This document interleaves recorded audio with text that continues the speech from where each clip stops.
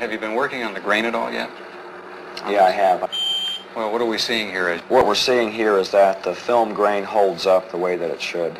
In the pixel distortion test, it appears to me and to the computer that this object was photographed in the same original piece of film at the same time that the background was photographed. In other words, no overlay. I would say these pictures are genuine. Extrapolating from Meier's accounts, Dilatoso programs the computer to duplicate the lights Meier observed on the craft. At the moment, he has no explanation for their apparent rotation. Mary, any calls? Yes, Steve called. He's at home, and you're to call CRQ? CRQ. Okay. Call Steve. Tell him I'll get back to him in about an hour. I'll take care of this now. Okay. Hey, Lee, look what I got here. Stevens has more news. We got a report back from Shellman. Sound analysis? He had sent the sound tapes Meier took of the craft to Robin Shellman, specialist in sound identification. He found some things we didn't hear on there. Such as? Well, he picked up, besides the basic sound, he picked up a small dog barking. Of course, we could hear him. He picked up a European police siren. We never heard that. He picked up a crow cawing. Wait a minute. How in the hell does he pick all this stuff up? How does he determine the sound? They've got a sound bank back there that they match sounds in. They can identify known sounds. Okay, on this sound bank of his, anything there to match it? He said he can't match the basic sound. He can match all of the other sounds on the tape, but he can't match the sound of the object itself, the emitted sound. Now look at this. He's concluded up to this point that the machine must have been built for a specialized application. Recognizing the sounds from such a machine may be difficult. Also, later, Shellman will theorize from the sounds what those specialized applications might be. About 4 hertz. Picked an area here that, Next, Stevens takes the metal fragments to be examined under the electronic spectrometer to determine their components. typical-looking area in the sample. Preliminary examination of the metal has been done in Switzerland.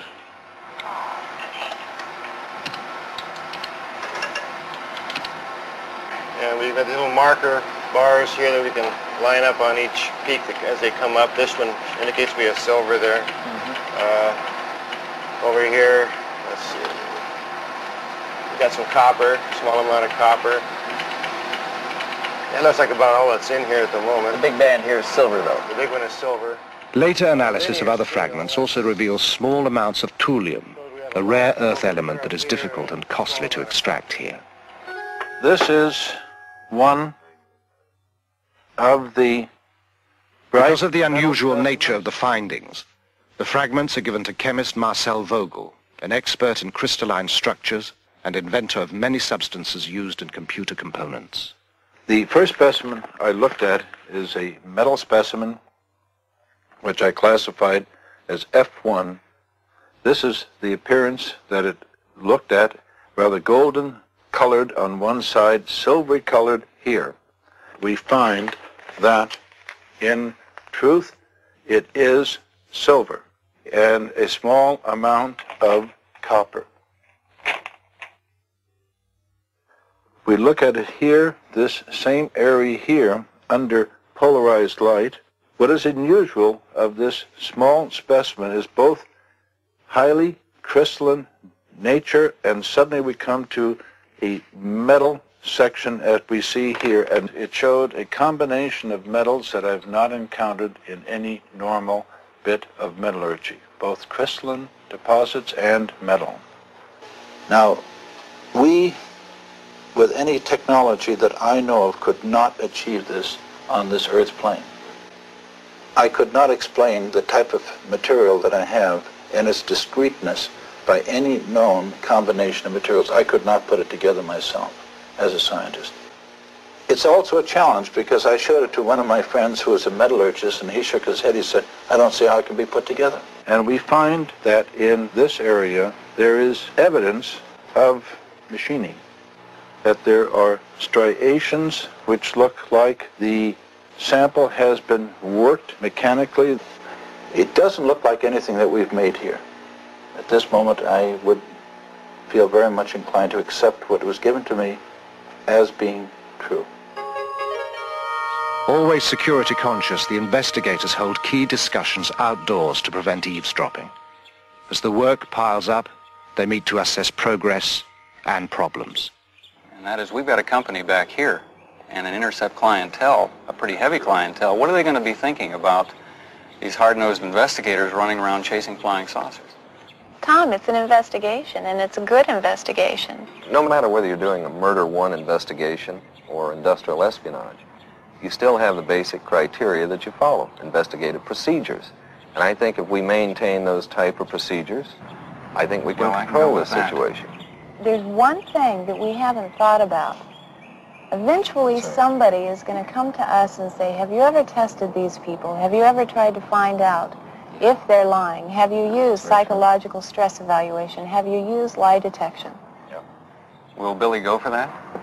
Oh, sure. I think Billy will go for it. He's been open with us all the way through. I don't think he'll stop at this point.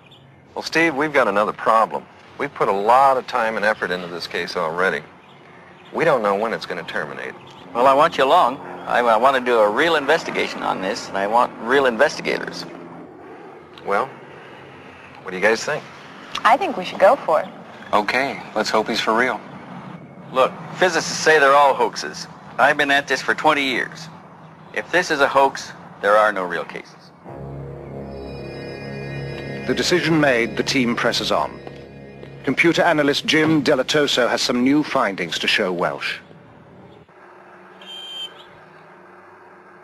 Let's go back and look at this picture again and get some information about the edges. I've discovered this interesting program for measuring the edges of things and comparing it to all the other edges in the pictures. Based on the relationship of those edges? The width of the edges and the properties in the edges. So we're stretching the data in the edges so we can count how many pixels wide it is. And it's very interesting what happens when you stretch them out, because it becomes very clear. Pixels, these little squares, like building blocks, and pretty easy to count. 6, 7. So this one ranges from 5 to 7 pixels wide, this edge. So we have our range here is from 6 to 8. Now what this tells us in looking at all of the edges on the object is, first of all, that it's not a flat piece of plywood hung in the air, or it's not a paste-up that was done. It actually has shape to it. And in this case, a very wide range, which has to do with focus. Some of the object is more in focus than other parts of the object, which tells me right off at that point that we're dealing with something of size to it. With all the data they have amassed, the investigators have also come up with a lot of new questions. While they debate the necessity for another trip to Switzerland, a sudden crisis jolts them into a decision. There has been a phone call from Meier. Halfway between Phoenix, where the intercept offices are located, and Tucson, where Stevens lives, a spire of rock rises out of the desert floor. Part of the rim of a long-extinct volcano, Picacho Peak is noted locally as the site where the last battle of the Civil War was fought. It is here that Lee Elders and Stevens meet when necessary, again, far from curious ears. This time, Elders brings a disturbing message, one that will add a new urgency to their work. Hey, Lee, what's up? Hey, Steve, how are you? Good. What's going on? Oh, God, we've got some problems. Problems? Yeah, I just talked to Billy today, and someone tried to kidnap his daughter. What? Nina? Nina, right. God. Billy got there in time. It was two men. They were in a car. They used a knife. They tried to force her into the car. What about Nina? She all right? She's fine. No problems. He fired at one of them, and they escaped. No, they haven't identified any of them yet. The police are working on it, as I understand it. This happens to people. We've had it happen before. Other cases. We're going to set up some security measures over there. Get a trail on these people. I agree. We got to do something to take the energy out of this. Yeah, we do. We're going to go back. You want to go? When can we go? Very soon.